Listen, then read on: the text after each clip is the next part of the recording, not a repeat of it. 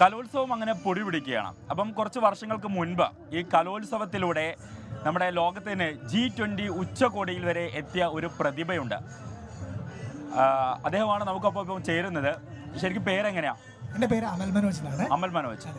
ഒരുപക്ഷെ ഇവിടെ കൂടിയിരിക്കുന്ന പലർക്കും അറിയില്ല, കാരണം ഈ കലോത്സവ വേദിയും ഈ G20 ഉച്ചകോടിയും തമ്മിൽ എന്താണ് ബന്ധം എന്നുള്ളത്. എന്താ ഒന്ന് ചുരുക്കി പറയാം? യഥാർത്ഥത്തിൽ ഈ വർഷം G20 ഉച്ചകോടി നടന്നപ്പോൾ ഇന്ത്യയുടെ യൂത്ത് അംബാസിഡറായിട്ട് റെപ്രസെന്റ് ചെയ്ത ഞാനാണ്.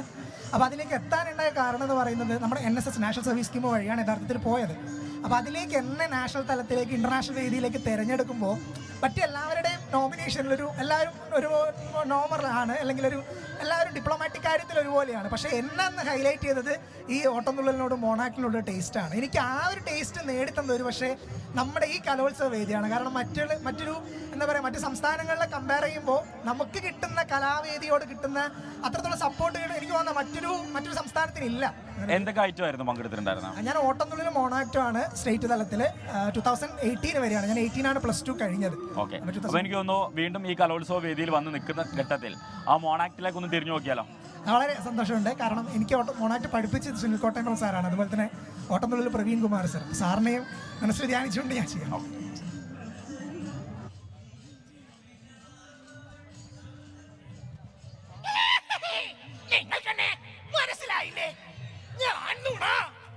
നിങ്ങളെന്താണ് സംശയിച്ചു നോക്കുന്നത്? ഈ കുപ്പായം കണ്ടിട്ടാ? ഇതിനു പിന്നിലൊരു കഥയുണ്ട്. മനുഷ്യകുലത്തിന്റെ പിറവിയോളം പഴക്കമുള്ള കഥ. നേരും സഹോദരങ്ങളായിരുന്നു.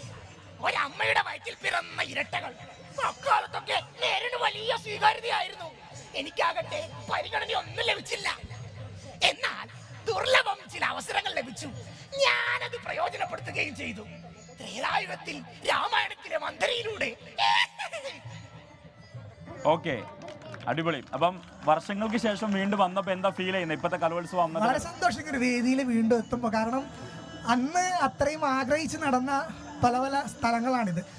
അപ്പോൾ വീണ്ടും ഇങ്ങനൊരു എനിക്കൊന്ന് 6 വർഷത്തിന് ശേഷം എത്തിയപ്പോൾ, അതുപോലെ തന്നെ G20 റെപ്രസെൻറ്റേറ്റീവായി പോയപ്പോഴായാലും പോലും നമ്മുടെ UN ജനറലിൻ്റെ മുന്നിലും അതുപോലെ തന്നെ നമ്മുടെ US പ്രസിഡന്റും ജർമ്മൻ പ്രസിഡന്റ് അങ്ങനെ എല്ലാവരുടെ മുന്നിൽ എനിക്കന്ന് പെർഫോം ചെയ്യാനുള്ള ചാൻസ് കിട്ടി.